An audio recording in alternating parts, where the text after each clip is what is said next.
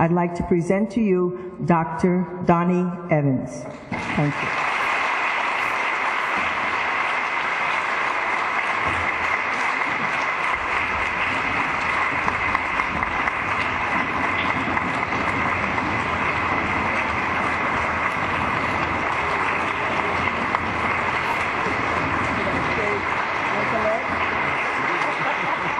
Thank you, Board President Taylor, for that very, very warm introduction.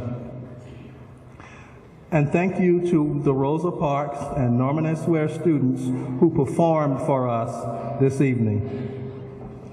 Thank you also to the Junior ROTC here at Eastside for leading the flag salute.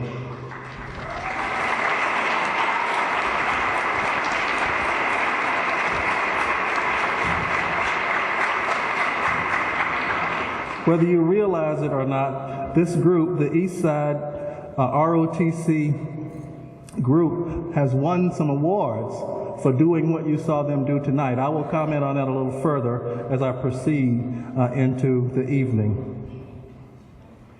It is wonderful to see everyone gathered with us here tonight. And I would like to welcome particularly our elected officials. I saw Mayor Jones earlier. I'm not sure if he's still here. I know he has a number of obligations tonight, but he came by and wished us well. And the other city officials who may be in the audience, including city councilmen. There may also be union leadership staff in the audience, community leaders. I saw a number of our principals, a number of our teachers, district staff, and a special welcome to the parents and students who are also in the audience. I welcome each of you and all of you to my first State of the School address here in Patterson. I know that all of you are greatly invested in our school district, and that this provides, for me at least, this provides the perfect opportunity to update you on not only the challenges that we face as a school district, but how we have and will continue to address them moving forward. I will begin, however, with Eastside High School. When Eastside High School was completed in 1926, it was considered one of the finest and most advanced educational institutions in the United States. However, Eastside High School's history has included periods of significant challenges and instability. These periods resulted in low student achievement and low graduation rates and high dropout rates, serious student management concerns, and low morale or motivation among faculty and staff. Although numerous school improvement initiatives have been instituted in the school, by 2008 it was among the lowest performing high schools in the state of New Jersey. And by 2009, the challenges were so grave that they not only affected the climate inside the school, but they impacted the surrounding community. The transformation plan for Eastside High School was developed with the purpose of accelerating student achievement and to attain other priorities in the strategic plan, including safe, caring, and orderly schools. In order to accomplish this transformation, the district abandoned the pre-existing school structures and paradigms, and we adopted a new organizational structure combined with new and higher expectations for everyone associated with the school. This included the faculty, administrators, students, parents, district office staff, and community partners and stakeholders. In the fall of 2010, to address both safety and academic issues, Eastside High School was transformed into 3 autonomous schools, each school enrolling approximately 650 students. And I am pleased to report that a direct outcome of these changes made here in this school include suspensions being decreased by 50%.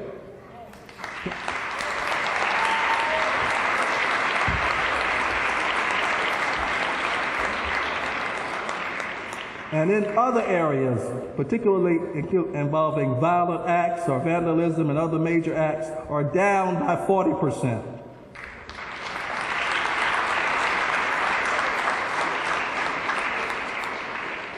All you need to do is to walk the halls of this school during any school day, and you will witness the transformation firsthand.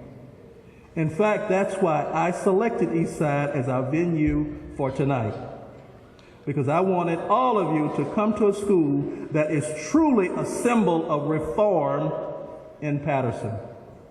One that has people throughout the state talking about the school's significant transformation.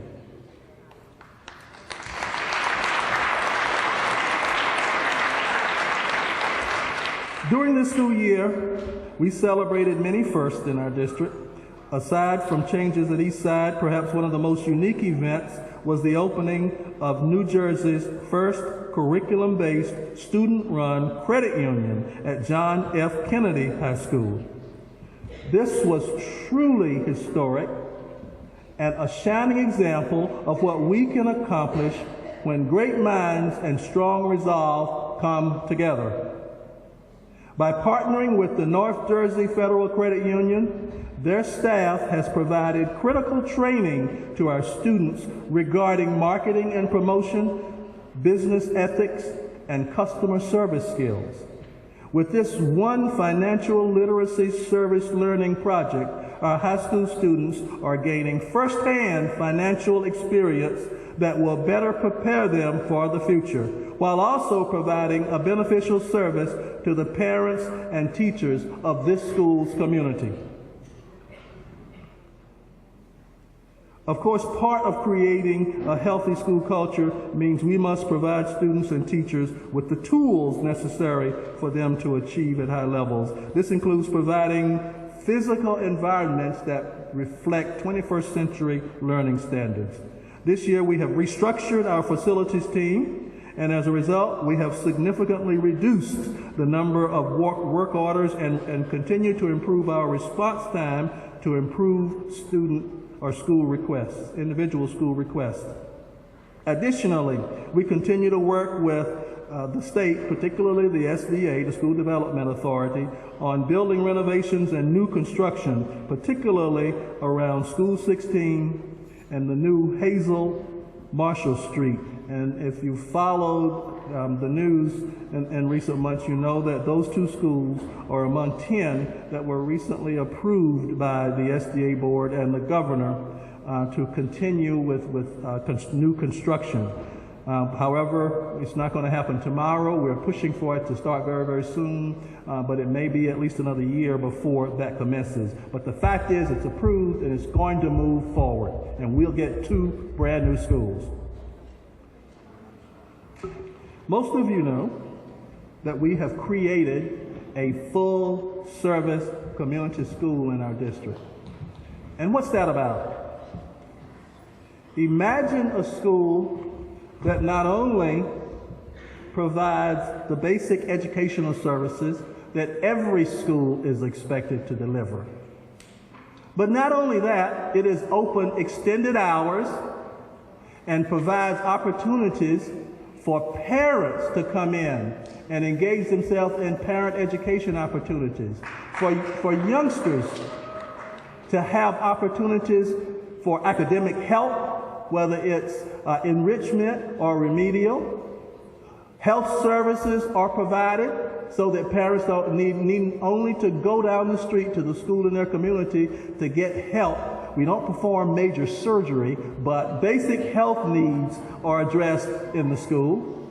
Social services can be available there, basically serving the community in the essential functions that we all have to take advantage of or participate in or otherwise engage ourselves to be able to live healthy lives. That is what a full-service school is intended to do, and School 5 is the first full-service community school in our district.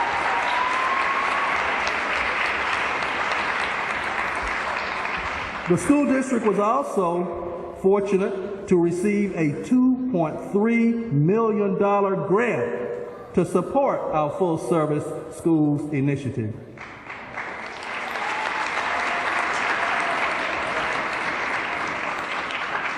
Next year, we're going to add 2 additional schools, the new Roberto Clemente Elementary School and the Dr. Frank Napier School of Technology, or School 4, which will open next fall as full-service community schools.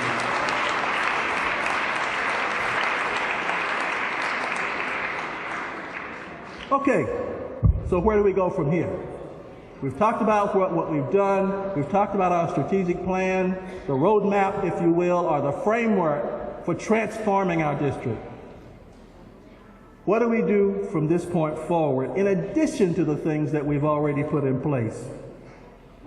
You don't need to read the newspaper to know that the world is changing quickly. Today's students live and will ultimately work in a global, technologically focused society. We have heard President Obama say that our nation's economy and social well-being is increasingly dependent upon the capacity of our public education system to prepare all students for college and high-performance careers. With most of today's fast-growing jobs requiring some post-secondary education for all students, regardless of their race, ethnicity, gender, socioeconomic status, or disability status, they need to complete an academically rigorous curriculum in order to be well prepared for productive work and civic life. Unfortunately, many high school graduates today across the country are not academically prepared for college-level courses. And far too many require at least some remedial work in reading, writing, and math upon entering college. As we move ahead, Patterson Public Schools is committed to, first, the development of an academically rigorous curriculum and an aligned instructional system to ensure that all students, especially those traditionally underrepresented in post-secondary education, are prepared to succeed in any entry-level college work or coursework associated with entering college. And I will say to the young people sitting in this audience, you don't have to have money to go to college. You don't. If you did, even when I came through, I wouldn't have gone through college because my parents couldn't afford to send me to college. Do well in classrooms, and you will earn scholarships. You will earn grants. A way will be made for you. That may not be grammatically correct, but you know what I mean. It will happen.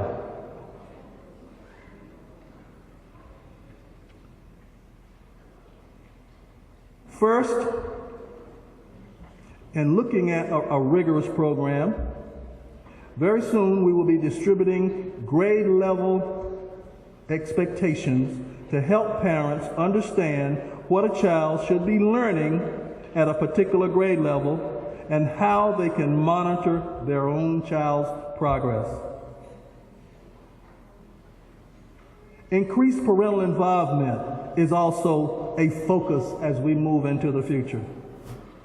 We need to get more parents involved in our schools. I have committed to continue holding community forums throughout the school year, and I'm open to any suggestions on how to increase parent involvement in our schools, as we fully recognize that parents are our children's first teacher.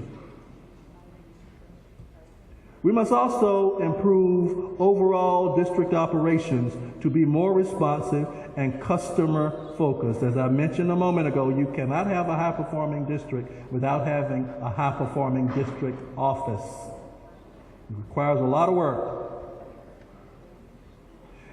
And as we continue to change the culture throughout the district, we need to ensure that our schools are places where children can learn and parents feel welcome in the school.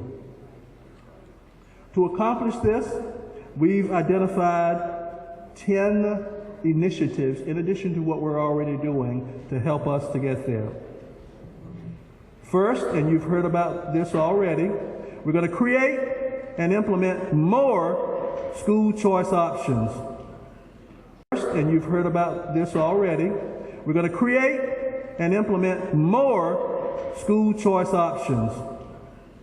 And there's restructuring going on in the district right now, including major restructuring at John F. Kennedy High School to help us to get there.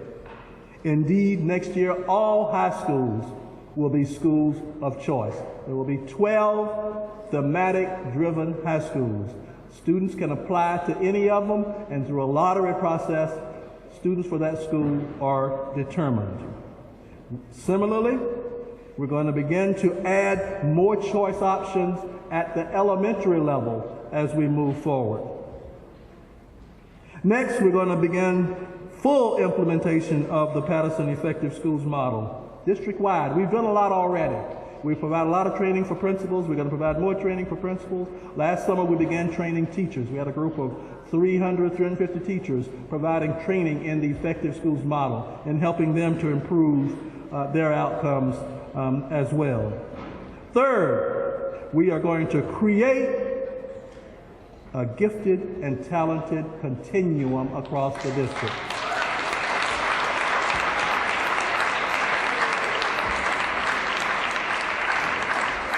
I have to tell you that one of my big disappointments when I came to the district was the absence of substantive, gifted, and talented programs, beginning with our elementary schools and our children in the earlier grades and continuing through high school. And I fully recognize that we have in the high schools honors courses, we have dual enrollment, we have advanced placement courses, but that's not enough.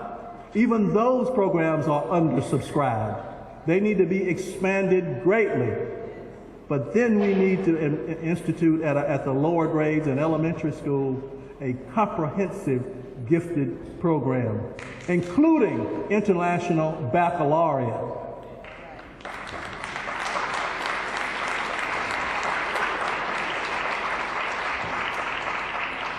Next, we need to expand and are going to expand alternative schools. We've already expanded, actually we tripled the number of student stations for alternative schools.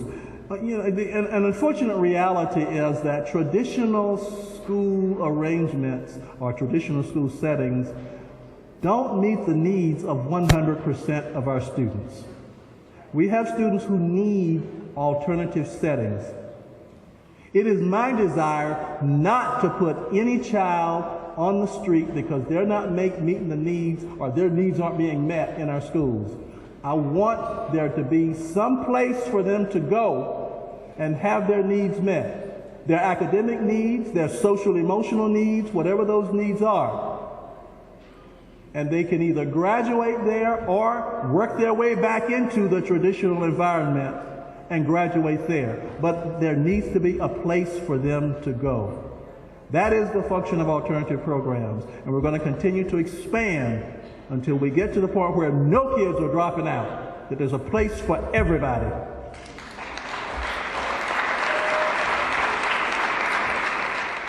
Evaluate and restructure special ed and ESL, or English as Second or Other Language programs. When you look at our test data, there's some interesting things that surface that may not surprise some, may surprise others. We have students in our general education population, and by general education I mean students who are not in a special program, who perform at one level. And then we have special education students performing significantly below that, and clustered with special ed students, at least in the performance, are youngsters who don't speak English. They're in a special program trying to learn English. Those test scores are all put together to determine our district's performance. What that means is it is as important for us and to us that our youngsters in special programs achieve at the highest levels as it is any other student. And so what we are going to do is first evaluate the programs, determine what we can do better, what we're doing that we need to abandon, what new strategies we can institute, and get those scores up, get the performance of those students up. And that's the plan for special education and English as second language for next year.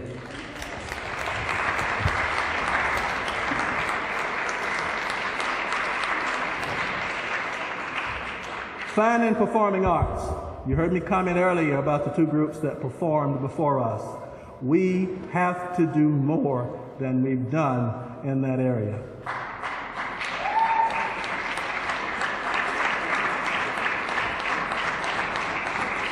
It is so unfortunate that we had to make some tough choices last year simply to balance the budget.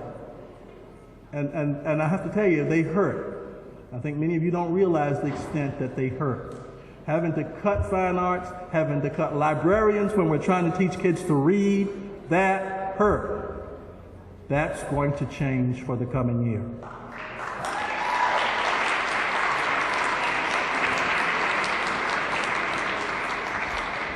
Dr. V, who I just introduced to you, is leading a group that's redesigning our offerings in those areas. So a lot more is to come so that our kids can have opportunity in both areas next fall. Development and implementation of a parent outreach initiative to increase parent involvement.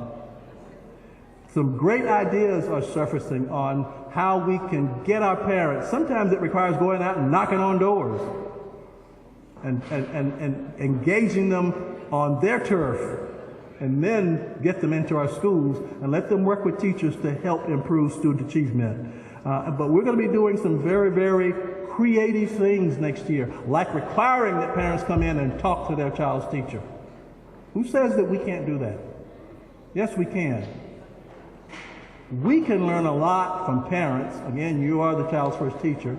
But we also think we can help you in helping your child to structure him or herself to better perform at school by doing some things at home.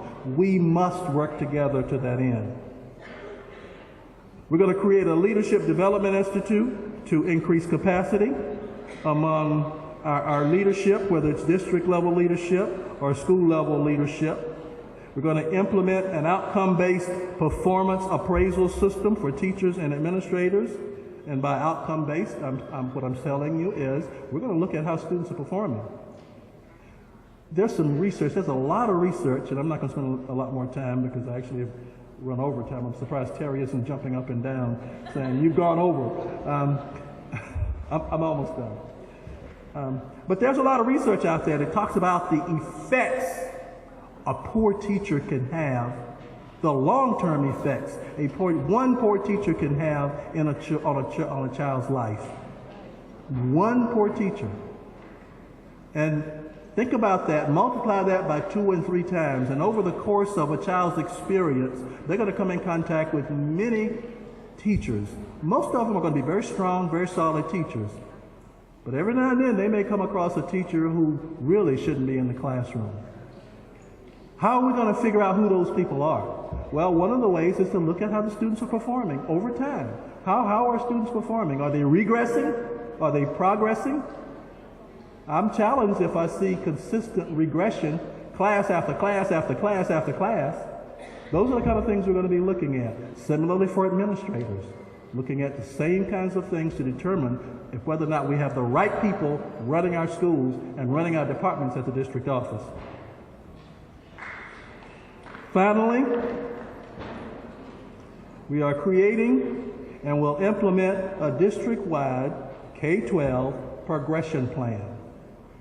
How does a child get from 2nd grade to 3rd grade? What do they need to master? What skills and concepts do they need to master to move from 2nd grade to 3rd grade or 5th to 6th grade or to graduate? Right now, there is little consistency across the district in that area. Mobility is very high in our district, and a child is subject to move from one school to another several times during their school career if they stay in our district. There has to be consistency, number one.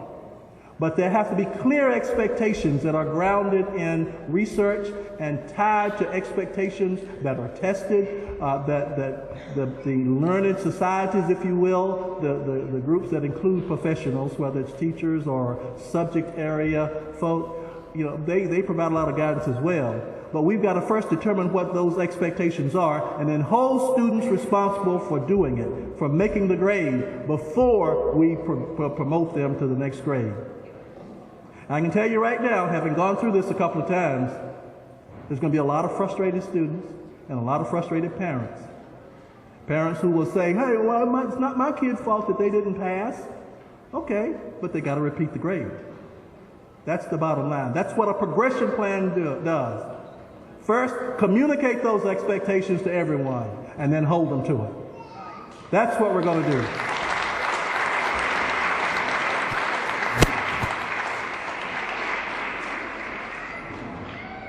In closing, don't applaud.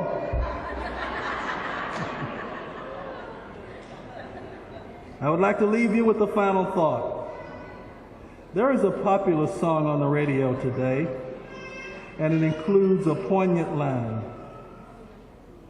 I used to be the kid that no one cared about. Think about that. I used to be the kid that no one cared about. Well, I'm here to tell you, the students of Patterson, I care about you. And I am certain that everyone in this room cares about you.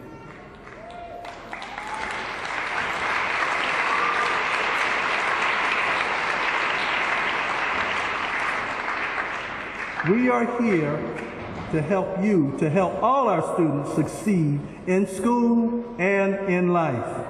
And if there is anyone working in this district that is not fully supportive of what I have shared over the past more than a half hour, then it's really time for you to step aside and go elsewhere. We are serious. We are serious. The debate is over. Increased student achievement is our #1 priority, and we can no longer accept more of the same in helping us to get there. I've already made significant changes in staff, and more changes are to come, because now is the time for us to show the state that we are serious and that we intend to significantly improve student achievement. To do so, we must have principals, teachers, support staff, district staff, bus drivers, custodians, security guards, cafeteria workers, who all believe that you, the students, can achieve excellence. Educators in high-achieving districts accept responsibility and are held accountable for student learning and the implementation of practices to support student achievement. I want to assure you that the Patterson Public School District will institute a relentless and laser-like focus on research-based and outcomes-driven instruction that will lead to our students achieving at higher levels in all content areas. We have set targets for the district and each school for the next few years, and we will measure those against our goals throughout the year. Yet now is the time for us, for all our schools and for the district, to get beyond what Dr. V, our deputy, calls random acts of excellence. When programs are implemented with fidelity, the number of high-performing schools in this district will significantly increase and will no longer have schools in need of improvement.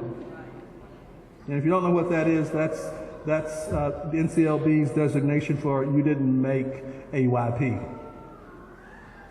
In the years to come, attendance rates, graduation rates, enrollment in advanced courses, and post-secondary enrollment will be significantly increased.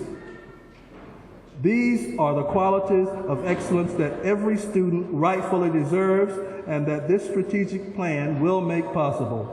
We have a vision to be a leader in educating New Jersey's urban youth. I believe in this vision, and I hope you do too as well. We can and will bring about change, and this requires help and support from each and every one of you. I hope that you will join me in the education of our youth, and that one day, years from now, when someone asks, when did Patterson become the model for other urban school districts? You will smile and respond, I remember it well. It was in 2011. Thank you. And thank you all.